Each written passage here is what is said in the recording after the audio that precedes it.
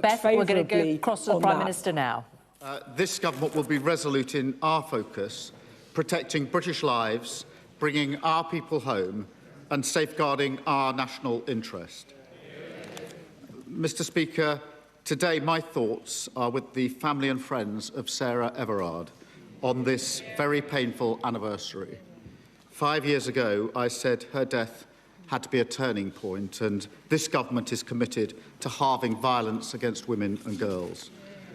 We are acting in our schools, our police forces, online and offline, to keep women and girls safe, to prevent boys and men becoming abusers, and supporting victims to get justice and closure. Mr. Speaker, this morning I had meetings with ministerial colleagues and others. In addition to my duties in this House, I shall have further such meetings later today. Thank you, Mr. Speaker. I'd like to echo the Prime Minister's comments on Sarah Everard and the situation in the Middle East. From the sound mixing desks made by Calrec in Hebden Bridge, to which brought the world its Winter Olympics coverage, to the valves made by Blackhole Engineering in Brighouse, which bring water to New York City, Calder Valley's specialist manufacturing is recognised the world over. It brings good jobs and sustainable work. But with 1/3 of engineers over 60, the last government left our manufacturing workforce facing an existential crisis. Will the Prime Minister please work with me to make sure that the new Growth and Skills Levy will support good quality manufacturing jobs in Calder Valley and across the country? Well, my honourable friend is right to champion brilliant manufacturers. Our modern industrial strategy is driving up standards, investment, jobs and growth. And our Growth and Skills Levy ensures we have the skills we need, supporting more short courses in critical sectors, including engineering. We're investing over £700 million to support thousands more young people into apprenticeships, in stark contrast to the 40% fall in apprenticeships starts under the party opposite. Kevin Baird, not the Leader of the Opposition.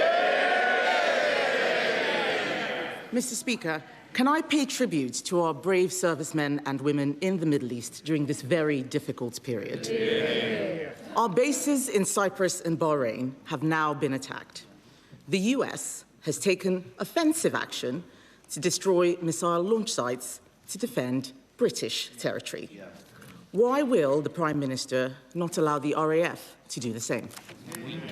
Prime Minister. Mr. Speaker, can I make clear this is obviously an extremely serious situation, and I know the whole country is worried about the potential for escalation. They're worried about the impact on their lives, particularly when they see what's happening with energy. The family and friends of those who are caught in the region will be worried sick about them. And, of course, we've got civilians and military personnel at risk in the region. We need to act, therefore, with clarity, with purpose and with a cool head. The protection of UK nationals is our #1 priority. And we're taking action to reduce the threat, with planes in the sky in the region, intercepting incoming strikes, deploying more capability to Cyprus, and allowing US planes to use UK bases to take out Iran's capability to strike. What I was not prepared to do on Saturday was for the UK to join a war unless I was satisfied there was a lawful basis and a viable, thought-through plan. That remains my position. That wasn't the question I asked him. Nobody wants to see an escalation. The fact is, Mr. Speaker, our bases, in case they don't realise, our bases have already been attacked. Iran is trying to kill our servicemen and women. He is catching arrows rather than stopping the archer. That's what we're talking about. Why is he asking our allies to do what we should be doing ourselves? I would say to Labour MPs, we are in this war whether they like it or not. What is the Prime Minister waiting for? Prime Minister. Mr. Speaker, let me give a little more detail, because for a number of weeks now, we've been pre-deploying our capabilities to the region. In doing so, we've been liaising very closely with the United States, as the House would have expected. Therefore, radar systems were pre-deployed, ground-based air defence was pre-deployed, counter-drone systems were pre-deployed, and F-35 jets were pre-deployed. Mr. Speaker, that is why, since Saturday morning, multiple F-35s and Typhoons have been in operation not just in the Middle East, but across Cyprus. Further missions were flown overnight, Typhoons defending in particular Qatar, and F-35s defending other regional parties. We're resupplying our air defence missiles today. Wildcat helicopters with anti-drone capabilities will be in Cyprus this week, and HMS Dragon will be deployed to the Mediterranean. And of course, in agreement with the US, they're using our bases to conduct the operations to strike Iranian missiles and launchers. Mr. Speaker, that is the action that we are taking. That is the agreement that we've reached with the United States to protect our nationals. Mr. Speaker, the Prime Minister has read out a long list. It is not enough. He says that we are pre-deploying. The one ship which we are sending, HMS Dragon, is still in Portsmouth. The fact is the Type 45s cannot take out incoming missiles. This is not enough. He's read out a long list. The people who understand know it is not enough. He should be doing more. Yesterday, the Chancellor could have given more money to defence. Instead, I don't know why they're laughing. I don't know why that's funny. Yes, not funny. Yesterday, the Chancellor could have given more money to defence. Instead, she gave more money for welfare. Their priorities are all wrong, Mr. Speaker. Their priorities are all wrong. They can chanter as much as they like. The fact of the matter is that the war in Iran is happening now. Order. Mr. Bailey, I don't like that. I don't think it becomes you either. An officer and a gentleman, I expect more. Come bed on. The fact of the matter, Mr. Speaker, is that the war... I can lip read as well. So please, let's learn something. If not, you'll learn the way out. Come bed. Mr. Speaker, the country is not going to be distracted by Labour MPs moaning. The fact of the matter is that the war in Iran is happening now. But the OBR say the government won't hit 3% on defence for 5 years. The war is happening now. There is no urgency from the Prime Minister. Why is he leaving the job of funding our armed forces to the next government? Prime Minister. I'm not going to take lectures on defence from the party opposite. They came into office, and what did they do? They cut the defence budget. They missed army... Order. Mr. Philp, you've moved from there to there. You're even louder here, so I think twice. Prime Minister. Not only did they cut the defence budget, they missed army recruitment targets every year for 14 years. They left morale in our armed forces at an all-time low, and our forces hollowed out. That's the words of Ben Wallace, the former Defence Secretary. Labour, by contrast, is delivering the biggest boost to defence spending since the Cold War. £270 billion over this Parliament. And we're doing that because we're focused on what matters. And she's right. The war is, of course, happening now. We have to focus on that. Across the country, people are worried about those that are trapped in the region. And, Mr. Speaker, that is why we're taking action. And I can update the House. That yesterday, more than 1,000 British nationals arrived back in the UK on commercial flights from the UAE. A further 8 flights are due to leave the UAE to the UK today. I can confirm, Mr. Speaker, that the first charter flight is expected to leave Oman later today, and 2 more will come in the coming days. The country really does want to know this. I'm sorry.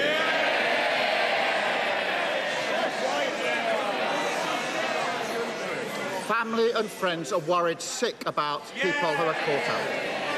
I will not be put on. I can announce, Mr. Speaker, we will lay on additional charter flights in coming days. British Airways are now laying on an extra flight from Oman, and the Foreign Secretary will have further discussions today. And can I urge all those in the House who have constituents who are caught in this to make sure that they do register their presence so we can do whatever we can to help them get home safely. Mr. Speaker, I wasn't asking about evacuations. I was asking about defence spending. He needs to focus on the question he's being asked, not the statement that was prepared in the bunker. He stands there telling us that he's spending more money on defence. They're saying it. No, he isn't. In fact, they are cutting defence spending by £2.6 billion from the MOD budget this year. And that's why there are no Royal Navy warships in the Middle East, Mr. Speaker. In June last year, he should ask his Defence Secretary for the numbers, because that is what's happening. In June last year, Mr. Speaker, the government promised that its plan for funding our armed forces would be ready by autumn. In autumn, they promised it would be ready by the end of 2025. It is March 2026, and still nothing. So can the Prime Minister tell the House when his defence investment plan will finally be published? Prime Minister. Well, I'm sorry she's not interested in how people caught in the region are going to get home. I think for the vast majority of people watching this PMQs, that'll be the single most important thing on their mind. They cut defence spending, we're increasing defence spending. And we're doing that, Mr. Speaker, because we've stabilised the economy. Yesterday, the Chancellor announced inflation was down, interest rates down, borrowing down, debt down, investment, living standards growth up. Now, I know the Leader of the Opposition doesn't understand that. The Shadow Chancellor clearly doesn't understand that.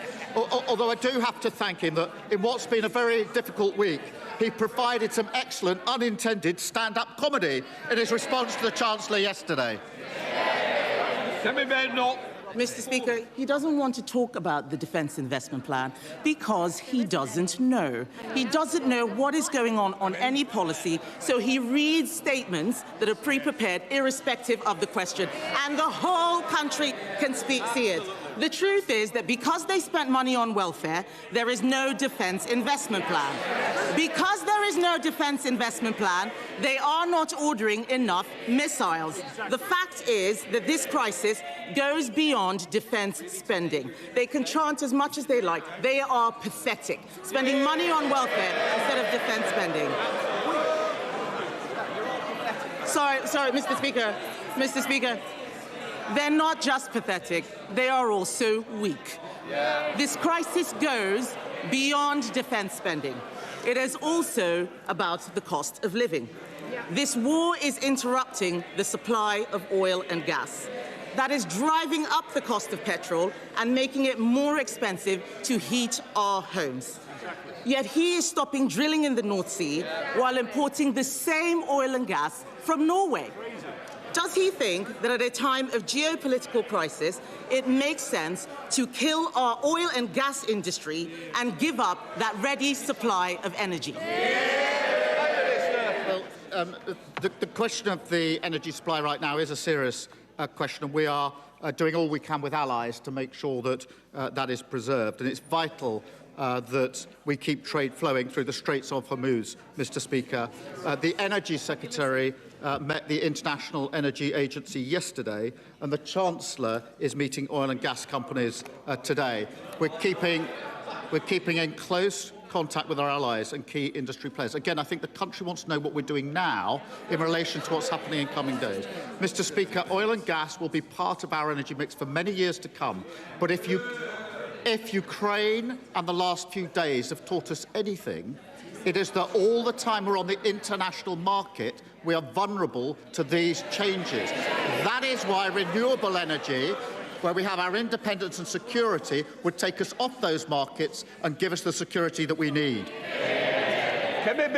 Speaker, the Prime Minister, again, does not understand the energy transition. You do not need to stop drilling in oil and gas to get renewables. This is basic stuff. He doesn't understand his policy. He's got a sea of orcs and goons who have no idea how anything is working at all. Mr. Speaker, they can complain all they like, Mr. Speaker. The fact is, they are letting down the people out. Order. You can't do a point of order in the middle of Prime Minister's questions. Mr. Speaker. Can I ask my question?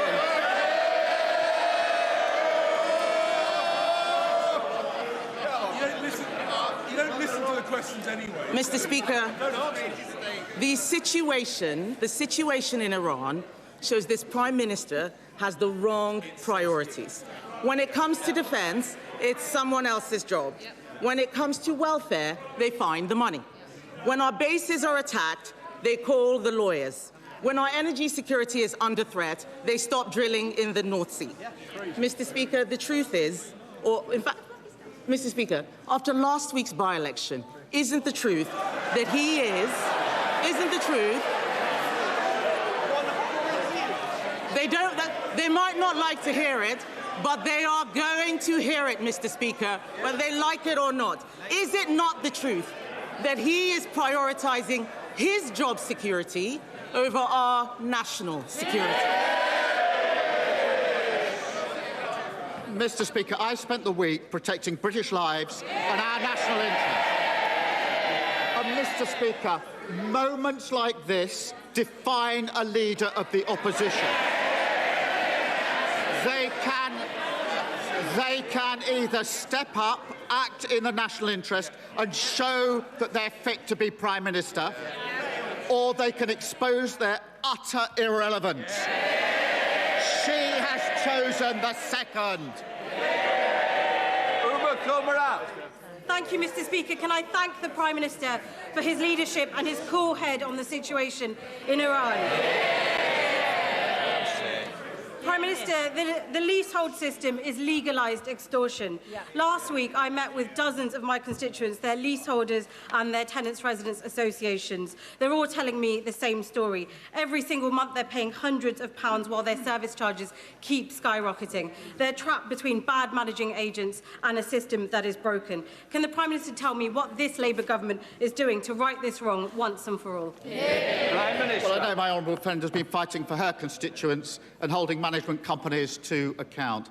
Our reform bill will end the broken, outdated leasehold system and make the dream of home ownership real. Mr. Speaker, we're capping ground rents, delivering transparency on service charges and scrapping the presumption that leaseholders pay landlords legal costs. Our focus is on saving people money and giving them more control of their home and creating a fairer housing system. Sir Ed Davey, Leader of the Liberal Democrats. Thank you, Mr. Speaker. Can I associate myself with the Prime Minister's remarks on Sarah Everard and the need to do far more to tackle violence against women and girls? And can I also associate myself with the Prime Minister's remarks on Iran? As we rightly debate how to make tax exiles pay their fair share, it is absolutely right that the government does everything it can to get all British citizens to safety. Mr. Speaker, experts are warning that families could see their energy bills rise by £500 a year as a result of Trump's illegal war. But millions of families and pensioners are already struggling to keep their heads above water thanks to years of a cost of living crisis. When Putin invaded Ukraine, he and I campaigned for months to get the Conservatives to act on energy bills. This time, will the Prime Minister save families that anxiety and give a cast iron guarantee today that he will not let energy bills rise by £500 this year? Prime Minister. Can I thank him for raising this, because I know this will be a concern to the public who are watching what's going on and very concerned about the impact it will have on their lives. It is important that I emphasise the actions we've been taken urgently this week with our allies, with the energy agencies across the world, and the work we're doing to make sure there's safe passage for energy across the world. We will continue to do that. I was glad that we were able to bring energy price, bills down by £150 announced just the other day. We will keep a very close eye on this. I do know how important it is for the British public. Sir Ed Davey. Well, I thank the Prime Minister for his reply, but I hope he will act if energy bills do go up by £500. Mr. Speaker, Donald Trump's war on Iran has not only brought more chaos across the Middle East, it's increased the threat to our national security here at home. Iran's Revolutionary Guard has previously plotted several failed terrorist attacks in the UK, targeting Iranian journalists, British Jews and members of this House.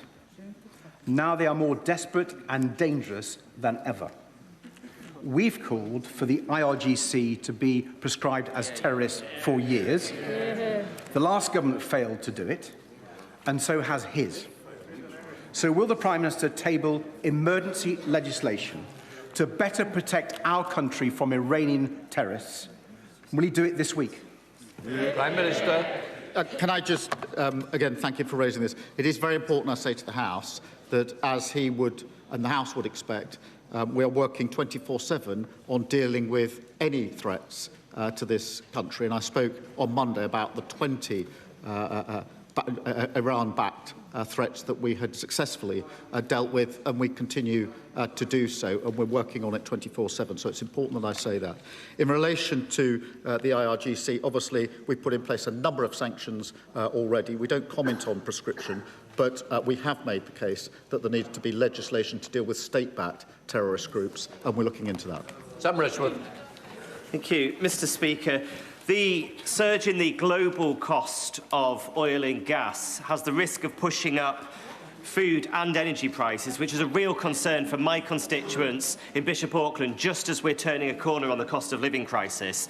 Doesn't this show the importance of ignoring the parties opposite and investing in secure, renewable energy that we control, and backing our farmers to produce the food for our nation, such as those that I'm hosting here today from County Durham, Mr. Speaker? And will the Prime Minister ensure that both energy and food security are a core mission of this Labour government? Prime Minister.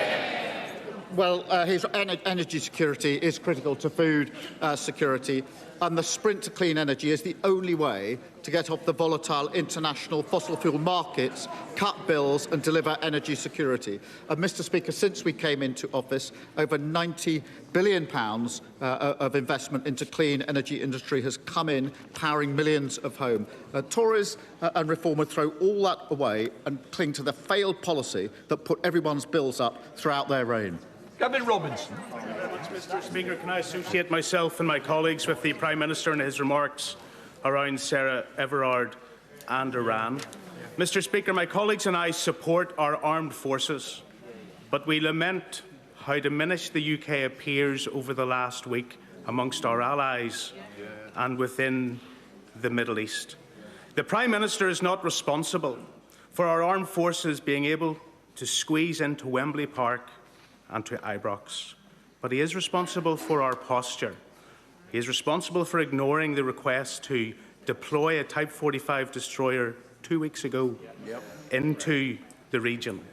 And we now learn that HMS Dragon will not leave, hasn't left, and won't be in to defend Cyprus for over a week. Will the Prime Minister understand that I welcome the commitment for increased defence spending, but if we're only planning to get to 2.5% by 2027, it's not enough.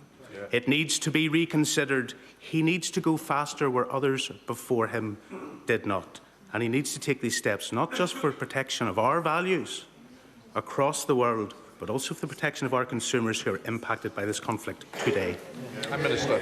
Well, he'd have heard me set out what we did by way of pre-deployment, working in conjunction with and liaising with the US, so that he understands the context in which those pre-deployments were put in place, and I think they speak for themselves as to why they were put in place in the places that they were. In relation to defence spend, obviously we're increasing it to 2.6% of GDP. That's £270 billion over the Parliament. But as I said in the speech I gave in Munich just a couple of weeks ago, we're going to have to spend more and faster after the years of underinvestment and troop cuts.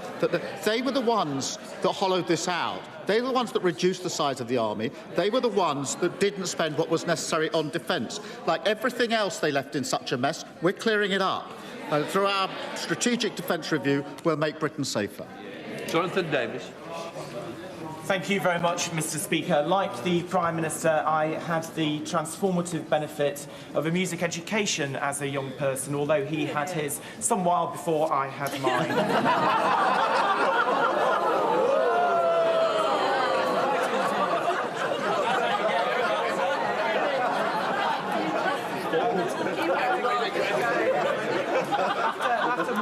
decade of declining music in schools, the government's new National Centre for Arts and Music Education and measures coming through the curriculum review will ensure that more young people benefit from the opportunities that my right honourable friend and I both had. So can he tell us, how will the new National Centre make a difference for our young people? And what is the government doing to address funding shortfalls currently facing England's music education hubs, including mine in Derbyshire? He still loves the back benches, Prime Minister. Mr. Speaker, my life was changed by the opportunity to study music, yes, very many years ago. I believe that every child deserves that opportunity. The party opposite cut those opportunities. That particularly excluded poorer children. And now they call creative arts courses a dead end. I totally disagree. They're the lifeblood of the creative industries that showcase Britain around the world. And the new National Centre will launch this year, and Labour is investing in music hubs so every child has the same opportunities to enjoy music, to learn music, and to learn the skills that music brings them for life. Gaga Mahendra. Thank you, Mr. Speaker. In my constituency, the Lib Dem-run Three Rills District Council has failed for years to submit an adequate. They now have a ministerial direction, and prime Greenbelt land faces a serious threat from this government's harmful planning policies. How does the Prime Minister expect me to explain to my constituents that while I consistently defend our Greenbelt, the Lib Dems' incompetence has made it vulnerable to its destruction by this Labour government? Prime Minister. Mr. Speaker, this Labour government is changing the planning regulations so that we can get on and build the homes that we need across our country. Their failure was the failure to do so, but I must applaud him because at least he's had the decency to accept some of the failures of the last government. On Send, he said, "My government didn't do enough on this. It's awful."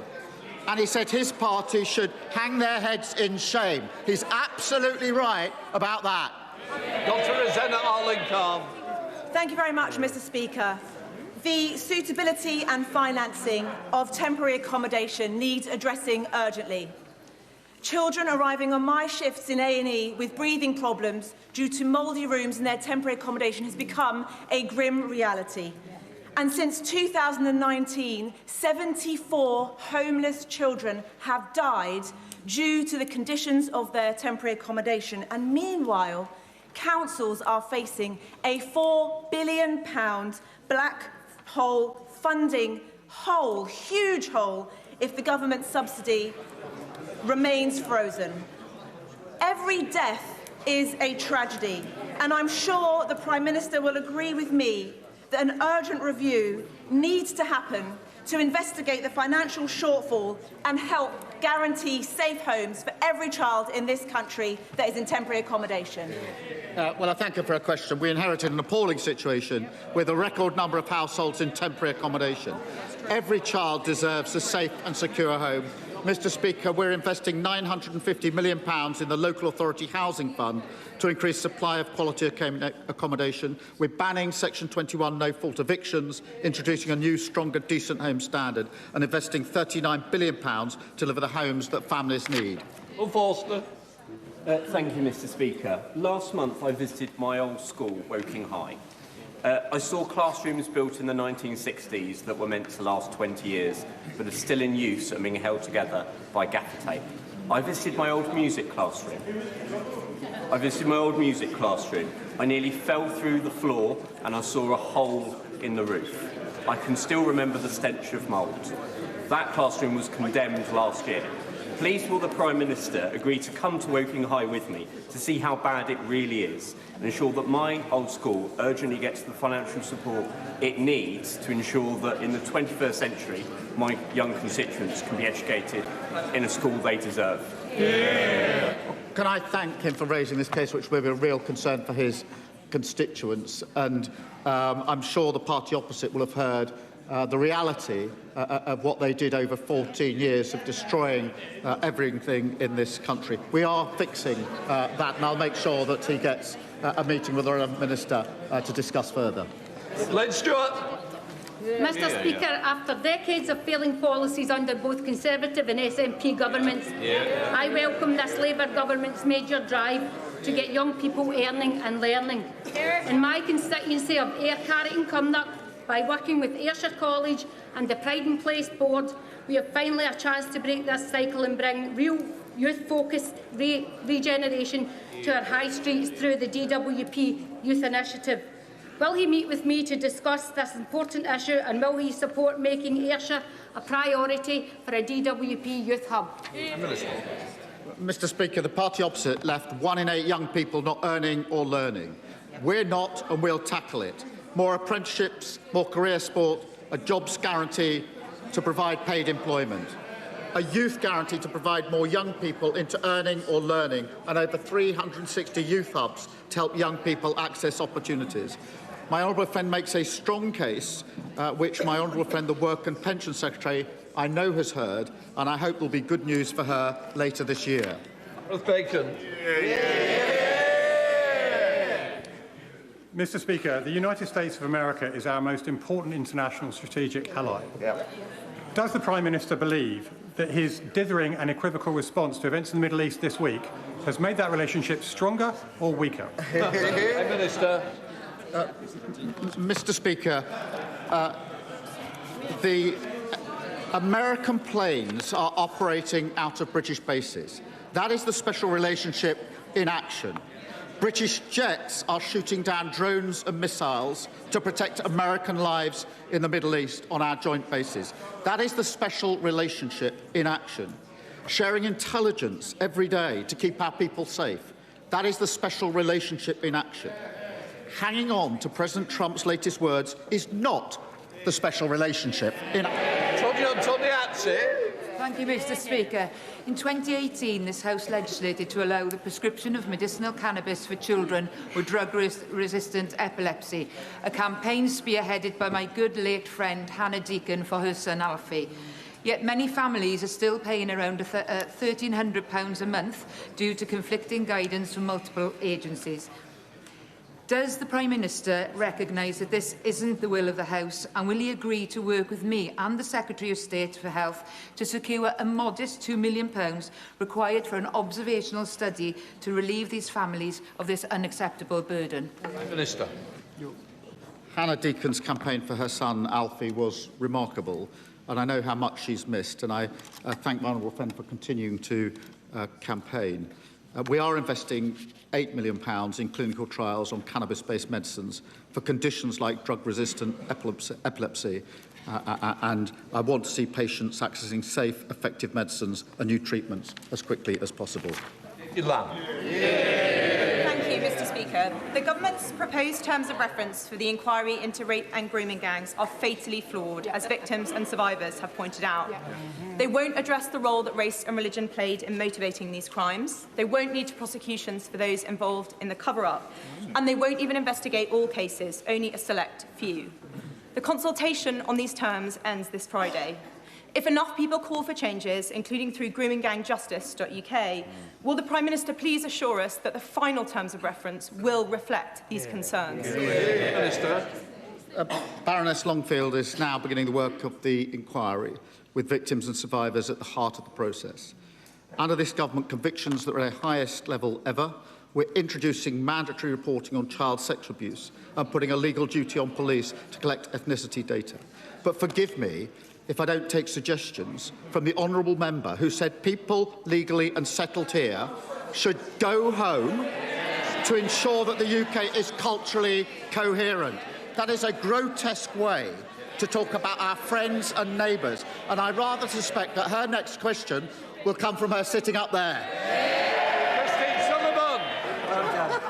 Thank you, Mr Speaker. 9 years, 4 months ago, Britain was basking in its success of the Rio Olympics. But each day, month and year since, women have lived with the chronic pain of undiagnosed endometriosis, according to Endometriosis UK's new report. The UK's average wait time for diagnosis has worsened since 2020, with women in Scotland waiting even longer, with an average wait time of 10 years and 2 months. At the start of Endometriosis Action Month, will he commit to reduce diagnosis wait times and end the lost decade for women living with endometriosis?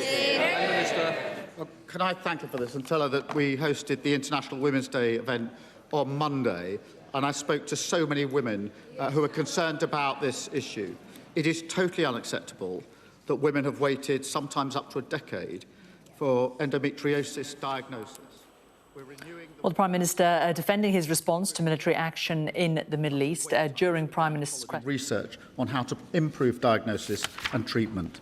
Thank you very much, Mr. Speaker. After his inept and failed coup against the Prime Minister last week, Anna Sarwar announced Labour's Scottish new campaign slogan. It wasn't into the abyss, it was rather the inspiring hold your nose and vote Labour.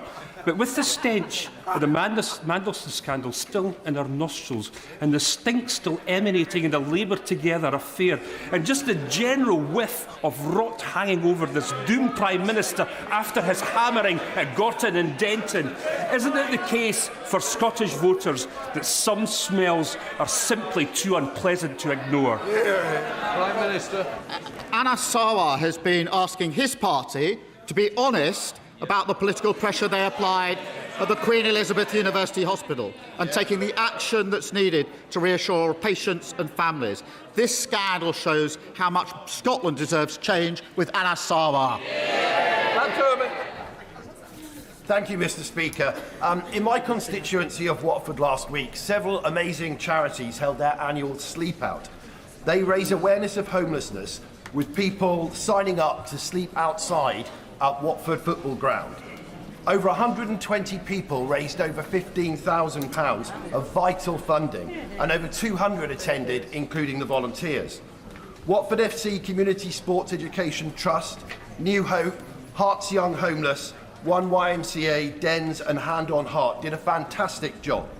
Britain's Got Talent semi-finalists Electric Umbrella were on hand to give a performance to participants. Will my right honourable friend congratulate their efforts and outline what the government is doing to end the scourge of homelessness? Can I thank him for raising this, because everyone deserves a safe place to call home. And let me pay tribute to all of the organisations working to tackle this. We're investing a record £3.6 billion into our national plan to end homelessness. That includes, Mr. Speaker, boosting the supply of temporary accommodation, record funding for tackling rough sleeping and ending inappropriate use of B&Bs for families, and no-fault evictions, which we know drive people to homelessness. Final question, Zoe Franklin. My constituent Hannah tragically ended her life using a substance purchased from overseas. Following her death, the coroner issued a prevention of future death report containing specific recommendations. Since 2019, Molly Rose Foundation has identified at least 65 similar cases where coroners have made recommendations to separate government departments. Progress on these issues has been slow, and vulnerable people continue to be left at risk as a result. Will the Minister set out what steps the government will take to ensure systematic oversight of coroners' reports and their findings, and will he support proposals for an independent national oversight mechanism to track trends in preventable deaths and ensure lessons are learnt so that future lives can be saved? Prime Minister. I thank her for raising the individual case and the general cases and reassure her we are working on the very issue that she's raised. Thank you. Point forward, Katie Lamb. The Prime Minister has